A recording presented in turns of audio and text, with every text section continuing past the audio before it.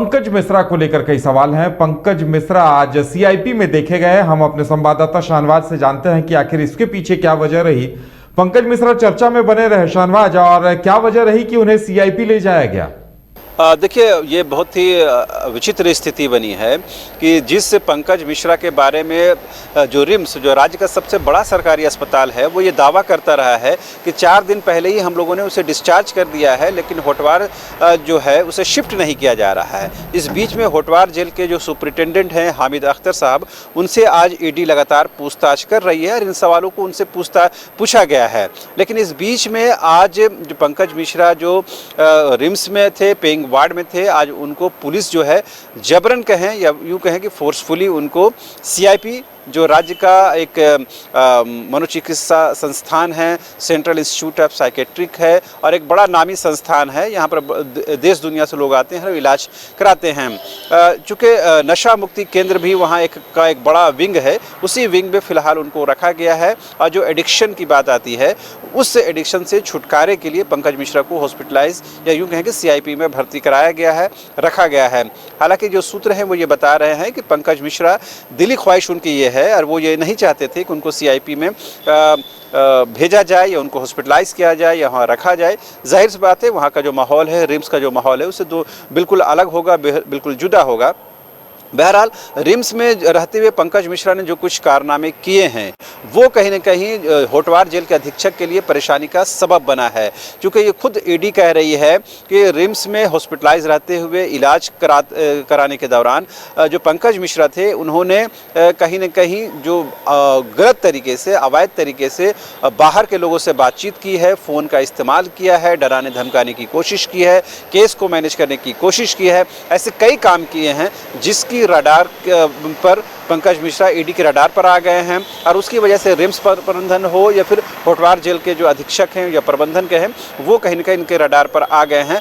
आज जब देखा गया कि तमाम चीज़ें कहीं न कहीं उलझती हुई नज़र आ रही हैं, एक तरफ तो रिम्स प्रबंधन कह रहा है कि हमने डिस्चार्ज कर दिया, दूसरी होटवार जेल की तरफ से कहा जा रहा है कि हमको कोई डिस्चार्ज स्लिप मिला नहीं, कोई आधिकारिक बयान हमारे तरफ से कोई जारी नहीं किया गया कि हम उसको ले रहे हैं, चूँकि उधर हमारी तरफ से या फिर यूँ कहें कि रिम्स की तरफ से कोई ऑफिशियल जानकारी नहीं दी गई कि हम रिम्स से पंकज मिश्रा को डिस्चार्ज कर रहे हैं। लिहाजा आरोप प्रत्यारोप के बीच में कहीं न कहीं पुलिस प्रशासन के लिए ये बेहद ज़रूरी हो गया था कि पंकज मिश्रा को हर हाल में शिफ्ट करने की ज़रूरत है। शाहनवाज, मनी लॉन्ड्रिंग मामले में पंकज मिश्रा बहुत महत्वपूर्ण कड़ी हैं और एक तरफ उन्हें सीआईपी ले जाया जाता है तो उनकी मन स्थिति मानसिक चिकित्सा केंद्र के तौर पर जाना जाता है, तो इस पर भी सवाल खड़े होते हैं। दूसरी तरफ पंकज मिश्रा ईडी के डिप्टी डायरेक्टर के खिलाफ मामला दर्ज कराते हैं और अपडेट यह है कि आज शाम पीएमएलए कोर्ट ने ईडी से जवाब मांगा है। 15 दिसंबर तक ईडी को भी जवाब देना है कि पंकज मिश्रा ने जो आरोप लगाए उन्हें लेकर। तो ऐसे में मानसिक स्थिति को लेकर इलाज की बात कहीं न कहीं सवाल खड़े करती है। देखिए, जो सीआईपी में उनको रखा गया है या हॉस्पिटलाइज किया गया है, वो केवल नशा मुक्ति केंद्र में उनको रखा गया है। जो नशे की लत को छुड़ाने के लिए जो कुछ ट्रीटमेंट होता है, उसके लिए फिलवक्त पंकज मिश्रा को रखा गया है। उनकी मानसिक स्थिति क्या है, मना स्थिति क्या है, ये तो वहाँ के डॉक्टर बेहतर बताएंगे, लेकिन जो जानकारी है उनको नशा मुक्ति केंद्र में रखा गया है और उसी का उनको इलाज होना है।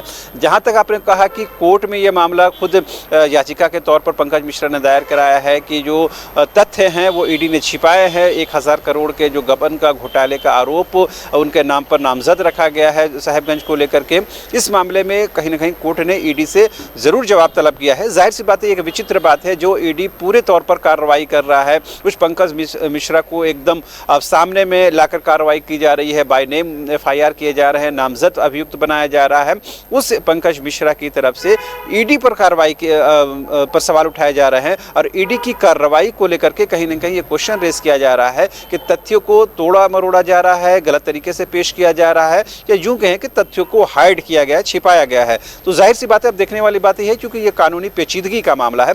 कोर्ट ने जो आदेश दिया है ईडी को कि आप जवाब दाखिल कीजिए, वो जवाब कब दाखिल करते हैं, कोर्ट उसे कितना संतुष्ट होता है और कोर्ट इस पर क्या कुछ निर्णय लेता है। तो जाहिर सी बात है, तमाम चीज़ें उलझती हुई नजर आ रही है। लेकिन एक बड़ी खबर यह है कि रिम्स से फिलहाल पंकज मिश्रा को हटा दिया गया है, जो कहीं न कहीं बोन ऑफ कंटेंशन बना हुआ था।